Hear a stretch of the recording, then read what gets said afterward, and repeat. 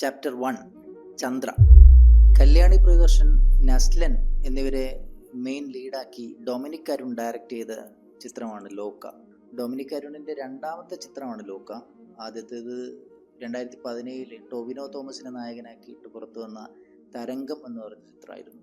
തരംഗം എനിക്ക് പേഴ്സണലി അത്ര വർക്കായിട്ടുള്ളൊരു സിനിമയല്ല, പക്ഷെ ആ സിനിമയ്ക്ക് ഒരുപാട് ഫാൻസ് ഉണ്ട്, ഒരുപാട് പേർക്ക് ആ സിനിമ ഇഷ്ടമാണ്. തരംഗം കഴിഞ്ഞൊരു 8 വർഷത്തോളം ഗ്യാപ്പ് എടുത്തിട്ടാണ് ഇപ്പോൾ ഡൊമിനിക് ഒരു പുതിയ പടവുമായിട്ട് നമ്മുടെ മുമ്പിലെത്തിയിരിക്കുന്നത്. ഡൊമിനിക്കും പിന്നെ ഒരു ശാന്തി ബാലകൃഷ്ണനും ചേർന്നാണ് അതിൻ്റെ സ്ക്രിപ്റ്റ് എഴുതിയിരിക്കുന്നത്. കല്യാണി, നസ്ലൻ എന്നിവരെ കൂടാതെ നമ്മുടെ ചന്തു സലീം കുമാർ, നിഷാന്ത് സാഗർ, അരുൺ കുര്യൻ, പിന്നെ നമ്മുടെ ലിയോല വില്ലനിലെ സാൻഡി മാസ്റ്റർ, അയാളൊക്കെ ഈ സിനിമയുടെ ഭാഗമായിട്ടുണ്ട്. ഈ വർഷത്തെ ഓണത്തിന് തിയേറ്ററിൽ എത്തിയിട്ടുള്ള ചിത്രങ്ങളിൽ കാണാൻ ഏറ്റവും ക്യൂരിയോസിറ്റി തോന്നിയ ഒരു പടം ലോക തന്നെയാണ്.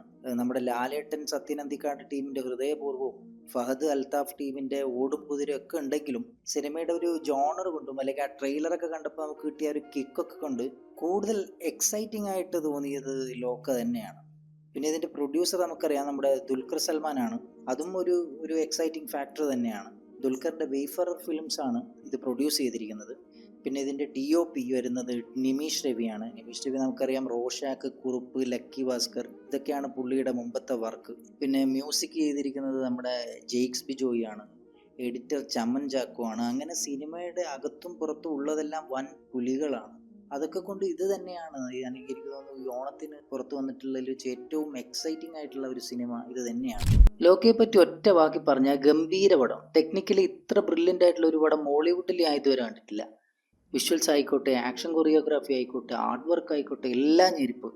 മൊത്തത്തിൽ കിഡിലോസ്കി മേക്കിംഗ് ആണ് ലോകയുടെ.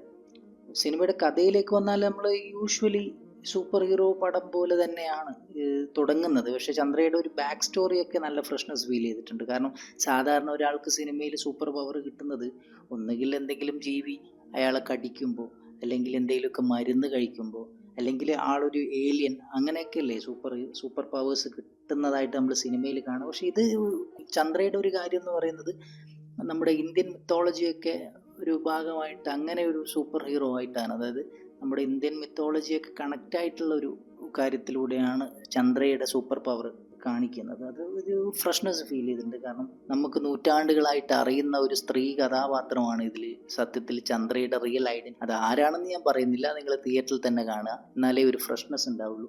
പടം തുടങ്ങിയ ഒരു അരമണിക്കൂറൊക്കെ ചന്ദ്രയുടെ ക്യാരക്ടറിന് ഇങ്ങനെ ഡെവലപ്പ് ചെയ്ത് കൊണ്ടുവരികയാണ്. ചന്ദ്രയുടെ ക്യാരക്ടർ മാത്രമല്ല, എല്ലാ ക്യാരക്ടേഴ്സിൻ്റെയും ഒരു ഡെവലപ്മെൻറ്റ് ഇങ്ങനെ കാണിച്ച് നൈസായിട്ട് പോകും. ഒരു പോയിന്റിൽ വെച്ച് ചന്ദ്രയുടെ സൂപ്പർ പവേഴ്സ് ഒക്കെ റിവീൽ ചെയ്യും. പിന്നെ പടം അങ്ങോട്ട് കയറി വരും. ചന്ദ്രയുടെ ആക്ച്വൽ ഒരു ബാക്ക് സ്റ്റോറി റിവീൽ ചെയ്യുന്നിടത്താണ് ഇതിൻ്റെ ഇൻ്റർവെല്ല് വരുന്നത്.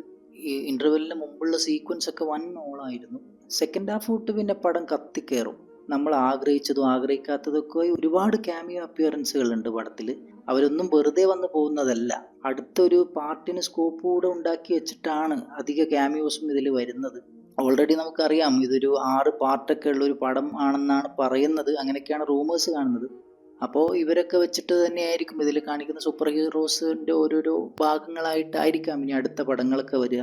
ഈ ലോകയുടെ ഒരു കോർ പ്ലോട്ട് എന്ന് പറയുന്നത് നമ്മൾ ഒരു അവഞ്ചേഴ്സ്, ജസ്റ്റിസ് ലീഗ് ഒക്കെ പോലെയുള്ള അതിലൊക്കെ കണ്ടിട്ടുള്ളത് പോലെ പല തരം എബിലിറ്റീസ് ഉള്ള സൂപ്പർ ഹീറോസിന് ഒരു പ്രത്യേക മിഷന് വേണ്ടിയിട്ട് ഒരു സുപ്രീം അതോറിറ്റി ഒന്നിപ്പിക്കുന്ന ഒരു കഥ, അത് തന്നെയാണ് ലോക എന്ന് പറയുന്നത്. ഈ സിനിമയിൽ തന്നെ അതിൽ ആരൊക്കെയാണ് ആ സൂപ്പർ ഹീറോസ് എന്ന് കാണിച്ചു പോകുന്നുണ്ട് ചെറിയ ചെറിയ ഭാഗങ്ങളായിട്ട്. ആ സൂപ്പർ ഹീറോസിൻ്റെ ഒക്കെ ഇൻട്രൊഡക്ഷൻ സീനിൽ വൻ റെസ്പോൺസ് ആയിരുന്നു തിയേറ്ററിൽ. പക്ഷേ നമ്മൾ ട്രെയിലറിൽ കണ്ട ആ ഒരു കൈ, എല്ലാവരും ഒരുമിച്ച് കൂട്ടുന്ന ആ ഒരു സുപ്രീം അതോറിറ്റി, അയാളുടെ ആണ് ആ കൈ. അത് ആരാണെന്ന് അറിയാൻ ഭയങ്കര ക്യൂരിയോസിറ്റി ആയിരുന്നു. പക്ഷെ അത് ആരാണെന്ന് സിനിമയിൽ കാണിക്കുന്നില്ല. പക്ഷെ അങ്ങേരുടെ ഒരു ചെറിയ ഡയലോഗ് പടത്തിലുണ്ട്. അത് കേട്ടപ്പോൾ തന്നെ തിയേറ്റർ ശരിക്കും കുലുങ്ങി. എനിക്ക് തോന്നുന്നു പടത്തിന്റെ അടുത്ത പാർട്ടിലൊക്കെ അങ്ങേരും കൂടെ ഉണ്ടാവും. അങ്ങനെ വന്നാൽ നമുക്ക് കിട്ടാൻ പോകുന്ന ഒരു one of the biggest multi star movies ഒക്കെ ആയിരിക്കും ഇനി വരാൻ പോകുന്നത്. കാരണം ഇതിലുള്ള ക്യാമിയോസ് ഒക്കെ അമ്മാതിരി സ്റ്റാർസ് ആണ്. അത് ആരൊക്കെയാണെന്ന് നിങ്ങൾ കണ്ട് മനസ്സിലാക്കുക. പെർഫോമൻസിലേക്ക് വന്നു കഴിഞ്ഞാൽ എടുത്തു പറയേണ്ട ഒരു പെർഫോമൻസ് കല്യാണിയുടെ തന്നെയാണ്. കാരണം കല്യാണി വൻ ഹെയ്റ്റ് നേരിട്ടുകൊണ്ടിരിക്കുന്ന ഒരു സമയത്താണ് ഈ ലോക എന്ന് പറയുന്ന ഒരു പടം വരുന്നത്.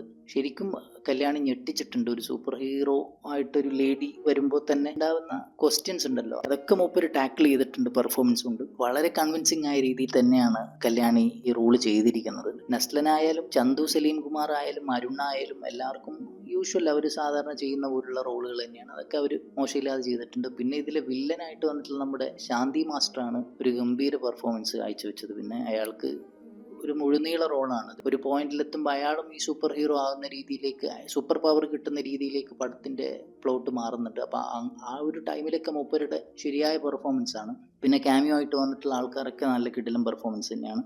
ടെക്നിക്കലി നോക്കിക്കഴിഞ്ഞാൽ ഞാൻ ആദ്യമേ പറഞ്ഞു കഴിഞ്ഞു, ടെക്നിക്കലി ഇത്ര ബ്രില്യൻ്റ് ആയിട്ടുള്ള ഒരു പടം ഈ അടുത്ത കാലത്തൊന്നും എന്തായാലും കണ്ടിട്ടില്ല. അടുത്ത കാലത്തൊന്നല്ല, മലയാളത്തിൽ ഇതാദ്യമായാണ് ഇത്തരം ഒരു സിനിമ എന്ന് ഞാൻ പറഞ്ഞല്ലോ. അപ്പോൾ ടെക്നിക്കാലിറ്റി കൂടെ നോക്കിക്കഴിഞ്ഞാൽ ഇതിൻ്റെ ക്യാമറ വർക്ക് ആയിക്കോട്ടെ, മേക്കിംഗ് ആയിക്കോട്ടെ, മ്യൂസിക് ആയിക്കോട്ടെ, എല്ലാം ടോപ്പ് നോച്ചാണ്.